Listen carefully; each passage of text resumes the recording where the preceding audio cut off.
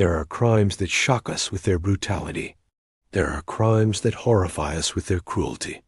And then there are crimes so dark, so deeply woven into society's failures, that they force us to ask, who is truly responsible for the evil that emerges from desperation? Welcome to Dark Case Files. I'm your host, and before we descend into one of Victorian Scotland's most disturbing cases, I need you to do something. Hit that subscribe button and turn on notifications. The stories we tell here are the ones that changed history, even when that history is unbearably dark. And drop a comment telling me where you're watching from. This story takes place in Edinburgh, but its horror echoes through time and across borders. Today, we read traveling to the cobbled streets of Edinburgh as Old Town in 1889. To a time when poverty was a crime in itself, when unwanted children were society's shameful secret, and when desperate women turned to darker solutions for problems the world refused to acknowledge. This is the true story of Jessie King, a baby farmer, a killer, and perhaps, in some terrible way, a symptom of a society that failed its most vulnerable. Edinburgh, 1889. Queen Victoria has reigned for over 50 years, and Britain's empire spans the globe. But in the narrow wynds and closes of Edinburgh's Old Town, empire and prosperity feel very far away. This is a world of tenements stacked 6 stories high, where entire families live in single rooms, where sanitation is primitive, disease is rampant, and infant mortality is so common that many parents don't name their children until they've survived their first year. It's also a world governed by strict Victorian morality. Unmarried mothers face complete social ostracism. They lose their jobs, their housing, and their family's support. A woman with an illegitimate child is considered fallen, ruined, unworthy of redemption. Many of these women face an impossible choice: keep the child and face destitution, or give the baby up and hope for the best. Into this desperate situation stepped people like Jessie King. They called themselves baby farmers, women who, for a fee, would take in unwanted infants and supposedly find them. Good homes with families who wanted children but couldn't have their own. On the surface, it seemed like a charitable solution. Desperate mothers could give their babies to someone who would care for them. Childless families could find the children they longed for. Everyone benefited, but the reality was far darker. Because once the mother paid her fee and handed over her child, she had no way to verify what happened next. No paperwork, no follow-up. Just the word of the baby farmer that the child had been placed with a good family. And for some baby farmers, including Jessie King, those children never reached any family at all. Jessie King was born Jessie King in 1860 in the Stockbridge area of Edinburgh. Little is known about her early life, but records indicate she came from a poor family and had limited education. She worked as a domestic servant in her teens, moving from household to household as was common for young women of her class. In 1887, at age 27, she began living with a man named Thomas Pearson. They presented themselves as married, though no marriage record has ever been found. Thomas worked as a laborer when he could find work, which wasn't often. Money was always scarce. The couple moved frequently, never staying in one place for more than a few months. In October 1888, they settled at 24 Chain Street in Stockbridge. It was a small, dingy apartment in a building that housed multiple families. The walls were thin, the rooms dark, and the whole place smelled of damp and coal smoke. It was here that Jessie King began her terrible work. The exact date when Jessie started baby farming is unclear, but by early 1889, neighbors began to notice something odd. Jessie, who had no children of her own, seemed to always have a baby in her apartment. But the babies changed. A new infant would appear, stay for a few weeks, and then disappear. When neighbors asked what happened to them, Jessie always had the same answer: found a lovely home for the wee one. Good family, out in the country. The neighbors thought it was charitable work. Some even admired Jessie for helping unmarried mothers in their time of need. No one suspected what was really happening behind that closed door. Baby farming operated in a legal gray area. There were no regulations, no oversight, no requirement to register or report. A woman could take in as many babies as she wanted, for whatever fee she could negotiate, and do whatever she pleased with them once the mother was gone. Some baby farmers were legitimate, genuinely trying to place children with families. But others saw it as an easy way to make money. They would take a substantial fee, upfront sometimes as much as £5, a fortune for a working-class woman promised to care for the child, and then simply let the baby die of neglect. Or worse, speed the process along. The Victorian era was a golden age for this particular type of crime. Infant mortality was so high that a baby's death rarely raised suspicion. Poor children died all the time from disease, malnutrition, and unsanitary conditions. If a baby farmer's infant died, she could simply register the death as natural causes, and no one would question it. Jessie King understood this system perfectly, and she exploited it with chilling efficiency. In April 1889, Jessie and Thomas moved again, this time to 24 Dalry Road in the Stockbridge area. The apartment was even smaller and darker than their previous one. But the rent was cheap, and the neighbors minded their own business. It was here that Jessie's crimes began to accelerate. On April 25, 1889, a young woman named Elizabeth Stewart came to Jessie's door. Elizabeth was 19 years old, unmarried, and heavily pregnant. She was desperate. Her family had disowned her. She had lost her job as a domestic servant. She had nowhere to go, and no way to support a child. She had heard through other desperate young women that Jessie King could help, that Jessie took in babies and found them good homes, that Jessie was kind and understanding, that she didn't judge. Elizabeth met with Jessie and explained her situation. Jessie listened with apparent sympathy. She told Elizabeth not to worry, that she had helped many girls in the same situation, that she knew lovely families in the countryside who were eager to adopt. The fee was £3. Elizabeth had been saving every penny she could scrape together. She gave Jessie everything she had. Jessie told her to return after the baby was born, and she would take care of everything.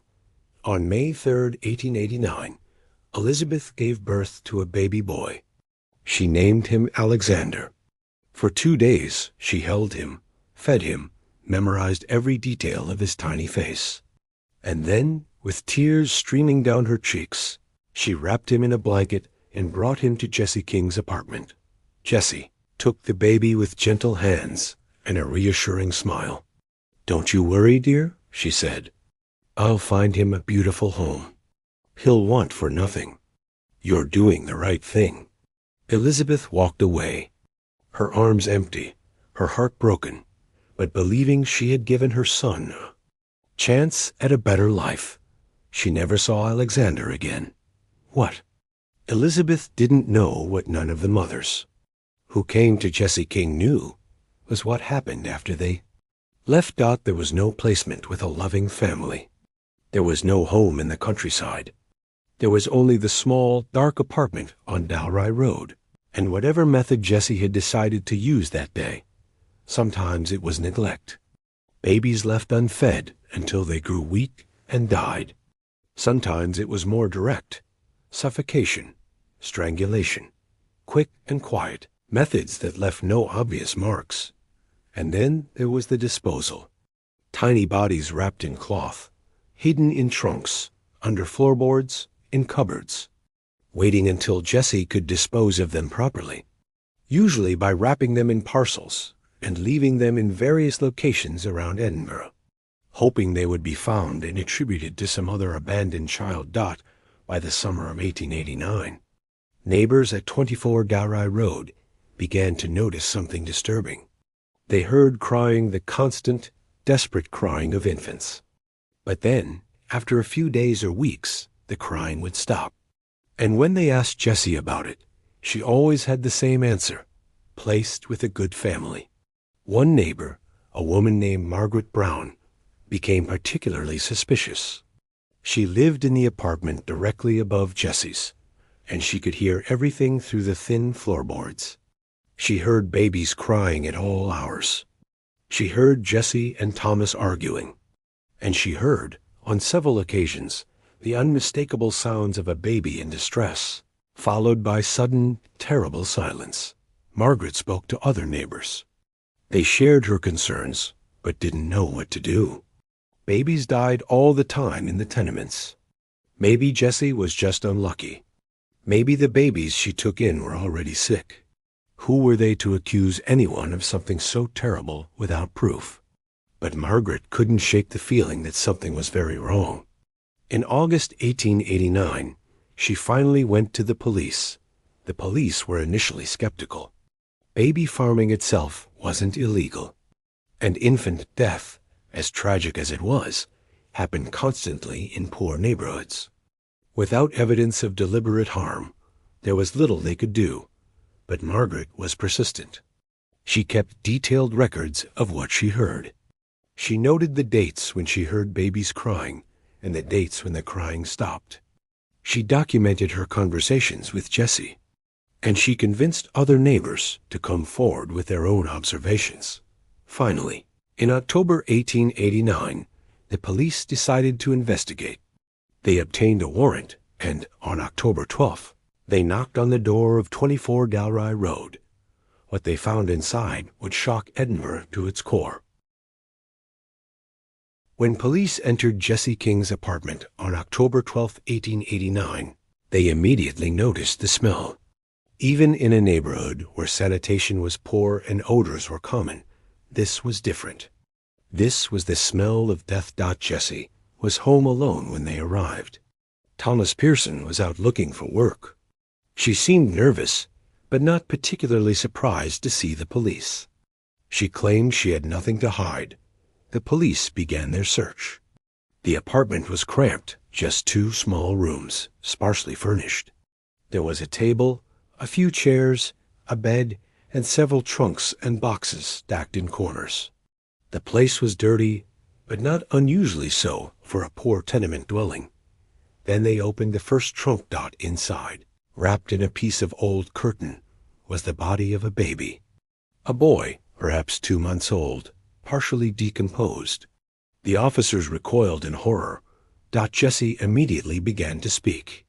"That's not what you think," she said, her voice high and panicked.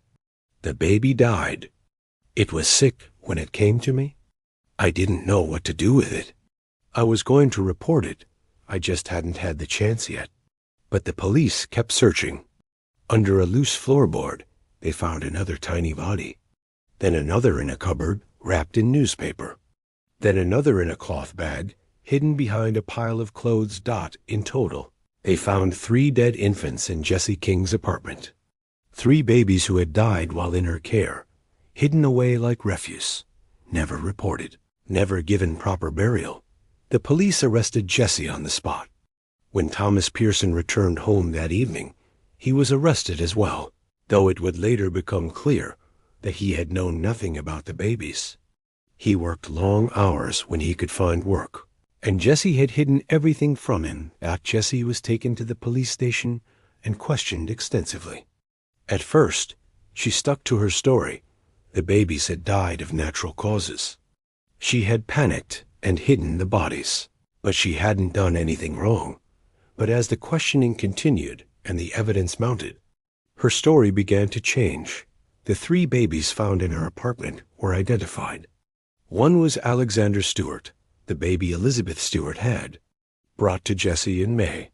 The other 2 were traced to other desperate mothers who had paid Jessie to find homes for their children, medical. Examinations of the bodies revealed that none of them had died of natural causes. One had been suffocated. Another showed signs of strangulation. The third appeared to have been deliberately starved. Confronted with this evidence, Jessie finally broke down. She confessed, but not to everything.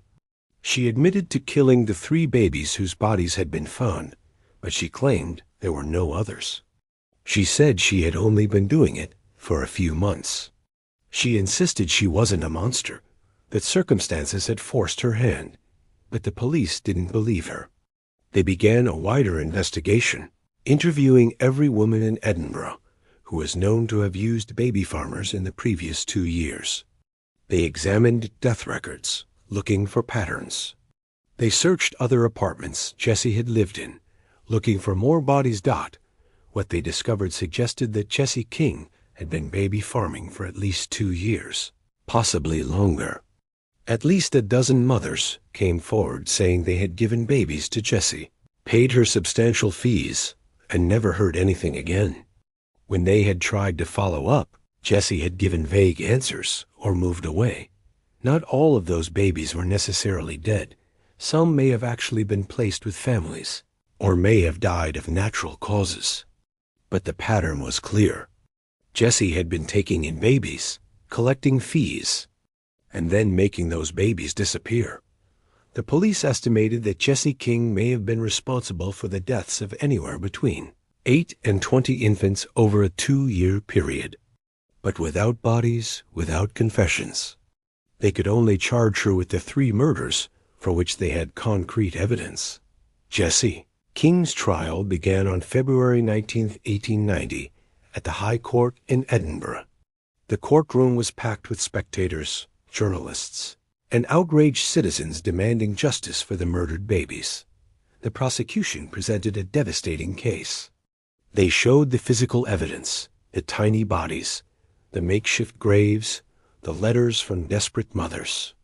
They brought medical experts who testified about the causes of death. They presented witnesses who described Jessie's suspicious behavior and the constant cycle of crying babies followed by silence. And they established motive. Jessie had been taking substantial fees from desperate mothers, sometimes as much as £5 per baby, a fortune for someone living in poverty. But raising a child, even temporarily, cost money. Food, clothing, care. It was far more profitable to simply take the money and eliminate the expense. Jessie's defense attorney faced an impossible task. The evidence against her was overwhelming. The bodies had been found. The causes of death were clear. Multiple witnesses placed babies in her care who were never seen again. The defense strategy was to argue that Jessie was not fully responsible for her actions. They painted her as a victim of circumstance, a poor, uneducated woman driven to desperate measures by poverty and the demands of society. They suggested she had mental health issues, that she didn't fully understand what she was doing, but the prosecution countered that Jessie had been calculated and methodical. She had actively advertised her services. She had negotiated fees. She had hidden the bodies to avoid detection. These were not the actions of someone who didn't understand what she was doing. These were the actions of someone who knew exactly what she was doing and had worked to avoid being caught. The trial lasted 4 days. On February 22, 1890, the jury returned a verdict of guilty on all 3 counts of murder. The judge, Lord Young, delivered a scathing condemnation. He noted that Jessie's crimes were among the most heinous that could be conceived, that she had betrayed the trust of desperate mothers, and that she had killed innocent children for profit.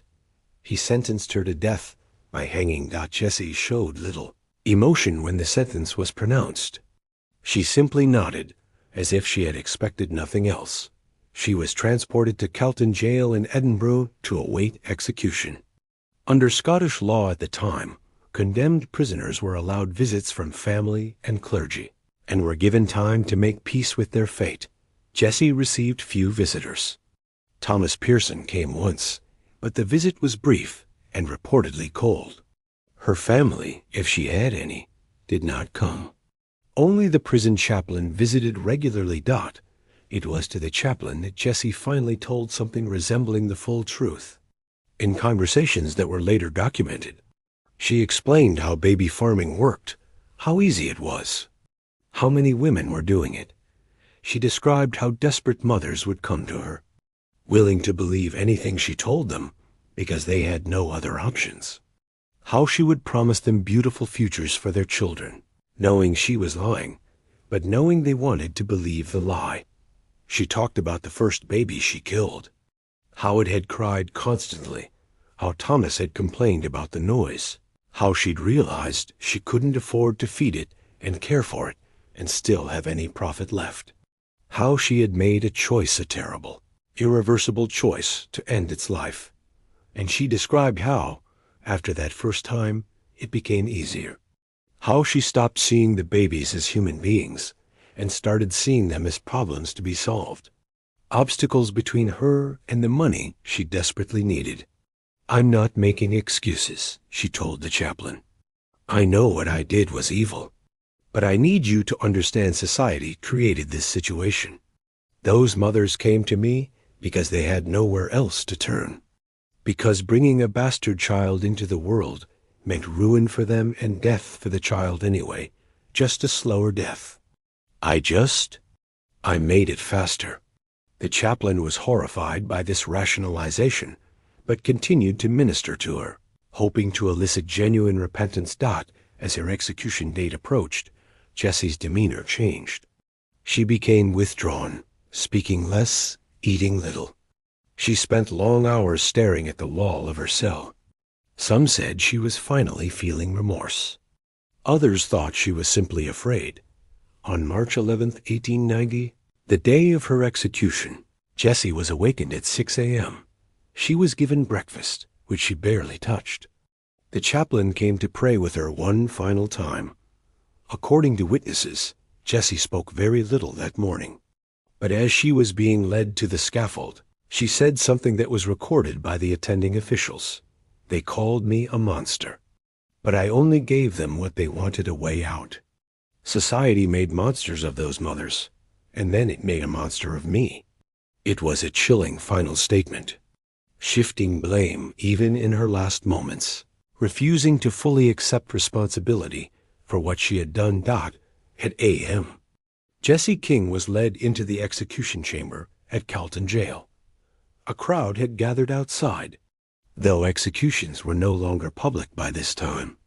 They stood in silence as the prison bell tolled. Jessie walked to the scaffold without resistance. The noose was placed around her neck. The hood was pulled over her head. The executioner asked if she had any final words.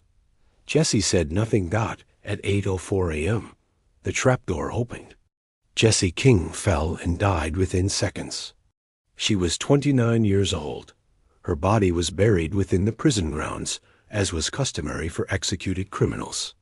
No grave marker was placed. No memorial acknowledged her existence. But the impact of her crimes would echo through Scotland for decades to come. The Jessie King case sparked outrage throughout Britain. Newspapers ran extensive coverage, not just of the murders themselves, but of the broader system that had allowed them to happen. Baby farming was suddenly in the spotlight, and the more journalists investigated, the more horrified the public became. Jessie King was not an isolated case. She was just one of many. Reports began to surface of other baby farmers, other suspicious deaths, other women who had taken in children for fees and never produced them again. Some were investigated and prosecuted. Others simply disappeared, moving to new cities under new names. The public demanded action. How could this have been allowed to happen?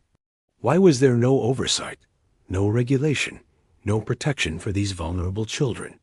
The answer was uncomfortable, because society didn't want to acknowledge the problem. Illegitimate children were shameful. The mothers who bore them were considered immoral. And as long as those children disappeared quietly, most people were content to look the other way. But the Jessie King case made that impossible. The horror of what she had done, the tiny bodies hidden in trunks, the mothers who had trusted her, the systematic murder of helpless infants forced Victorian society to confront the consequences of its moral rigidity. In 1891, just 1 year after Jessie's execution, the British Parliament passed the Infant Life Protection Act. This legislation required anyone who took in children under the age of 1 for money to register with local authorities. Regular inspections would be conducted.